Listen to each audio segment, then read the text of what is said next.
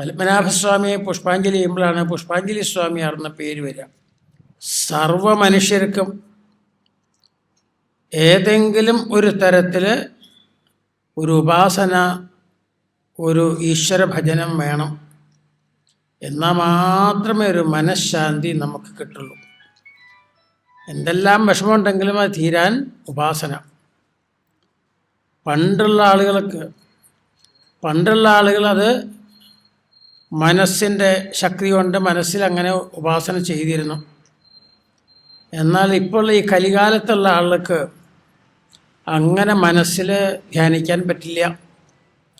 പുറമേ എന്തെങ്കിലും ഒന്ന് കണ്ടു കഴിഞ്ഞാൽ അതിനെ ഉള്ളിൽ ധ്യാനിക്കാം. പുറമേ ഒന്നുമില്ലെങ്കിൽ ഉള്ളിലൊന്നും ധ്യാനിക്കാൻ പറ്റില്ല. ഈശ്വര ശക്തി എല്ലാ ദിക്കിലുണ്ട്. അതിനൊരു അവസാനമില്ല. അചിന്ത്യ മഹിമാവാണ്. അതിനൊരു തുടക്കമോ അവസാനമൊന്നുമില്ല. ആകാശത്തിൻ്റെ അവസാനത്തിലെത്താൻ പറ്റും ആർക്കെങ്കിലും? എത്ര വേഗത്തിൽ സഞ്ചരിക്കുന്ന വാഹനത്തിൽ കയറി എത്ര ലക്ഷം വർഷം കഴിഞ്ഞാലും അവസാനമില്ല ആകാശത്തിന്. ഇതുപോലെ അങ്ങനെയുള്ള ദിക്കിൽ മുഴുവൻ വ്യാപിച്ചിരിക്കുന്ന ശക്തി. അങ്ങനെ ആകുമ്പോൾ നമ്മൾ എങ്ങനെ ധ്യാനിക്കും? അപ്പോൾ ധ്യാനിക്കണമെങ്കിൽ ഈ കാലത്ത്, കലികാലത്ത് ഒരു വിഗ്രഹം വേണം. വിശേഷണ ഗ്രഹിക്കുന്നതാണ് വിഗ്രഹം.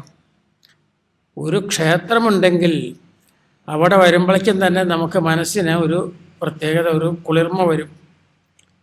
നല്ല ദിവ്യ വിഗ്രഹം കണ്ടാൽ കുറച്ചും കൂടി മനസ്സിന് സന്തോഷം കിട്ടായി. ആ വിഗ്രഹത്തിൽ കൂടെ മാത്രമേ നമുക്ക് മനസ്സിനെ ഏകാഗ്രമാക്കാനോ ഇഷ്ടദേവതയെ ധ്യാനിക്കാനോ നമുക്ക് പറ്റുള്ളൂ. വേറെ മാർഗമൊന്നുമില്ല.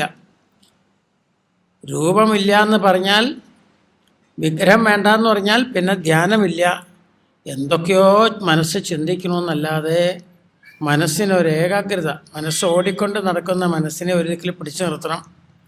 അതിന് ഒരു വിഗ്രഹം എങ്ങനെയായാലും വേണ്ടതാണ്, ഒഴിവാക്കാൻ പറ്റില്ല.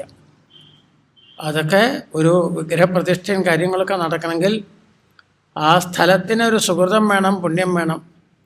പൂർവികന്മാരൊക്കെ ഇരുന്ന് ഭഗവാനെയൊക്കെ ഉപാസിച്ച ഒരു സ്ഥലം, ആ പുണ്യസ്ഥലത്തേ ഉണ്ടാവുള്ളൂ ക്ഷേത്രം. അതുകൊണ്ട് ഈ ക്ഷേത്രം നമുക്കിവിടെ ക്ഷേത്രം സമർപ്പിക്കാൻ കഴിഞ്ഞത്, ഇവിടെ ഇതെല്ലാം നടത്തി, ചടങ്ങുകളെല്ലാം നടത്തി, കുംഭാഭിഷേകമൊക്കെ നിങ്ങൾ കണ്ടു. ഇത് നടത്താൻ കഴിഞ്ഞത് വളരെ പുണ്യം. വേണ്ട പോലെ ശ്രദ്ധാഭക്തിയോട് ഉപാസിച്ചാൽ നമുക്കെല്ലാ ശ്രേയസ്സുണ്ടാവും. ശരണാഗത ദീനാർത്ഥ പരിത്രാണപരായണേ. അമ്മമാരെങ്ങനെ കുട്ടികൾക്ക് നന്മ ആഗ്രഹിക്കണോ അതിനേക്കാൾ 10,000 ഇരട്ടിയാണ് ദേവിക്ക് എല്ലാവർക്കും നന്മ വേണമെന്ന് ഒരാഗ്രഹം. അപ്പോൾ ചെന്ന് പ്രാർത്ഥിക്കുന്നവർക്ക് സർവ്വ ഐശ്വര്യം ഉണ്ടാവും. ത്വമേവ ശരണം മമ അന്യഥാ ശരണം നാസ്തി, ത്വമേവ ശരണം മമ തസ്മാത് കാരുണ്യഭാവേന രക്ഷ രക്ഷ മഹേശ്വരി. ദേവിയോട് പ്രാർത്ഥിച്ചാൽ എല്ലാ വിഷമങ്ങളും നമ്മുടെ തീരും. അപ്പം അങ്ങനെയുള്ള ഒരു പുണ്യക്ഷേത്രം, അതിൻ്റെ സമർപ്പണത്തിന് ഒരവസരം കിട്ടിയത് പുഷ്പാഞ്ജലി ചെയ്തതിൻ്റെ ഫലം പല ക്ഷേത്രങ്ങളിലും, വിശേഷിച്ച് പത്മനാഭസ്വാമിയെ പുഷ്പാഞ്ജലി ചെയ്യുമ്പോഴാണ് പുഷ്പാഞ്ജലി സ്വാമിയാർന്ന പേര് വരിക. അതേവരെ സ്വാമിയാർ പല ക്ഷേത്രങ്ങളിലും പോവും. അവിടെയുള്ള ദോഷങ്ങൾ തീരാനും എന്തൊക്കെല്ലാം ന്യൂനത ഉണ്ടെങ്കിൽ അതൊക്കെ പരിഹരിക്കാനായിട്ട് പുഷ്പാഞ്ജലി ചെയ്യും. അതൊക്കെ സ്വാമിയാരെ പുഷ്പാഞ്ജലി എന്ന് പറയുന്നത് മാത്രമേ ഉള്ളൂ. സ്വാമിയാർക്ക് ആ സ്ഥാനം കിട്ടുന്നത് ആ വില്വമംഗലത്തിൻ്റെ പരമ്പരയിൽ ചേരുമ്പോഴാണ്. വില്വമംഗലമാണ് പത്മനാഭസ്വാമി ആദ്യമായിട്ട് കണ്ടതും പ്രതിഷ്ഠയ്ക്ക് വേണ്ട കാര്യം ചെയ്തതും പുഷ്പാഞ്ജലി ചെയ്തതും പൂജിച്ചതും വില്വമംഗല. ആ പരമ്പരയിൽ ചേരാൻ കഴിഞ്ഞതും പത്മനാഭസ്വാമിയെ പുഷ്പാഞ്ജലി ചെയ്യാൻ കഴിഞ്ഞതും എൻ്റെയൊക്കെ ഭാഗ്യമാണ്. ഇവിടെ ഈ പുണ്യക്ഷേത്രം സമർപ്പിക്കാൻ ഇതിൻ്റെ തുടക്കത്തിൽ, ആരംഭത്തിൽ കല്ലിടലിനും വന്നിരുന്നു.